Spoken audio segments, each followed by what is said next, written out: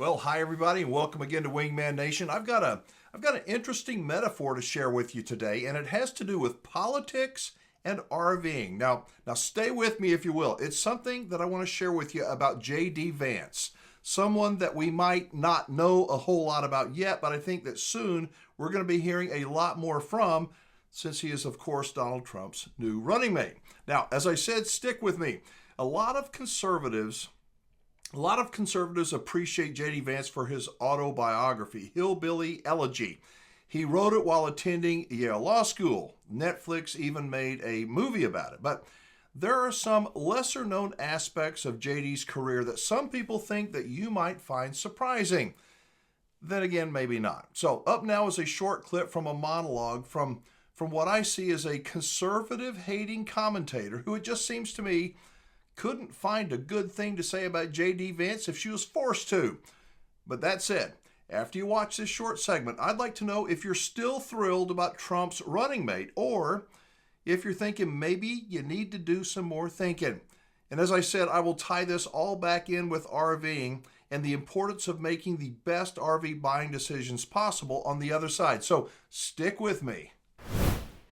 Even though the audience, the television audience for this convention thus far has not been particularly large by modern standards, one might expect that people will tune in tonight to hear from this new running mate for Donald Trump, who many people will have never heard of before this week. JD Vance is not a widely known public figure. He is best known for having written a well-received autobiography, which he started while he was at Yale Law School. Mr. Vance also served for 6 months in Iraq as a public affairs unit officer in the Marine Corps. Served in a public affairs unit in the Marine Corps. Yes, even the Marines do have public relations. They're great at it, in fact. But that is the type of unit, a public affairs unit, that he was in when he was in Iraq. After he did his law degree, again at Yale, he became a protege of a very right-wing billionaire who you might remember from the first Republican National Convention that nominated Donald Trump for president. He had a primetime speaking slot. It was one of the weirder speeches of the 2016 RNC. His name is Peter Thiel. He got J.D. Vance a job at a biotech company in San Francisco after J.D. Vance graduated from law school. Peter Thiel got him that job, literally. The company's CEO says explicitly that J.D. Vance was hired, quote, as a favor to Peter, meaning as a favor to Peter Thiel. Peter Thiel then got J.D. Vance a second job. He directed one of his venture capital companies that they, too, should hire J.D. Vance. See, this is why these guys are so against any kind of affirmative action, because clearly they got where they are in this life out of sheer merit, as represented by having your billionaire friend call people and tell them to hire you, even though they're not sure why they're supposed to be hiring you. After Mr. Vance washed out of the second job that Peter Thiel gave him, Mr. Vance then got another job at a different venture capital firm with another tech billionaire, with Steve Case, who founded AOL. How did that one work out? Mr. Case is on the record saying, quote, he wasn't really working very much. Nevertheless, Mr. Vance then was able to go and start another venture capital firm with, surprise, yet more help from Peter Thiel. Like Mr. Thiel, who has named his companies after things in the Lord of the Rings series of J.R.R. Tolkien books.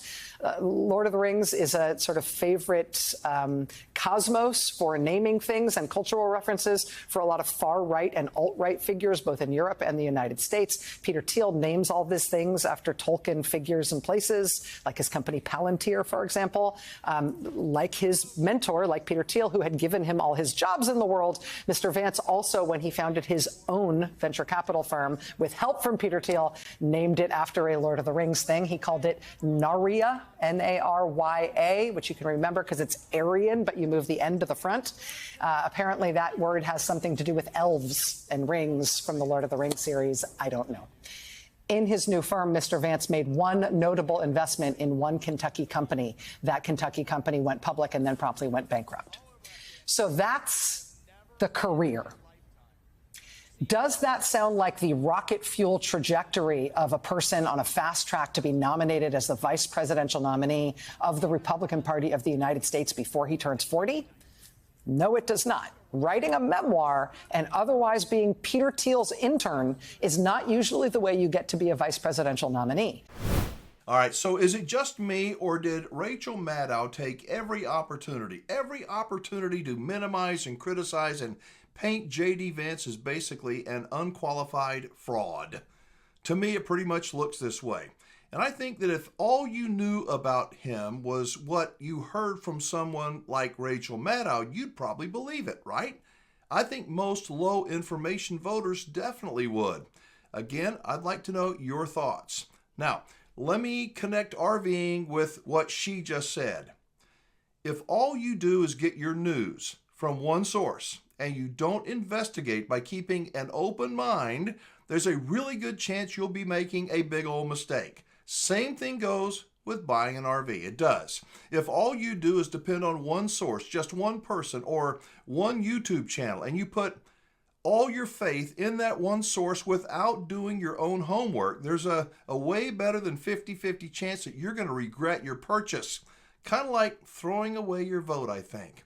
Whether it's politics or making a major purchase like an RV, I hope that some of this makes sense and that you won't become a low information voter or a low information RV buyer either. Neither one is very good. But again, I want to know if you're thinking, you know what, there's more to this JD Vance guy that I need to check out before you decide who you're voting for, or if you're sticking with Trump. And if you think Rachel Maddow said, well, if you think she is just a one-side conservative bashing commentator. All right, thanks for joining me around the virtual campfire today. I'm Alan Warren, the RV Wingman. Let me know what you thought of today's video. Y'all be safe, have fun, play nice, and don't leave your good manners at home. I'll see you again very soon. Bye-bye.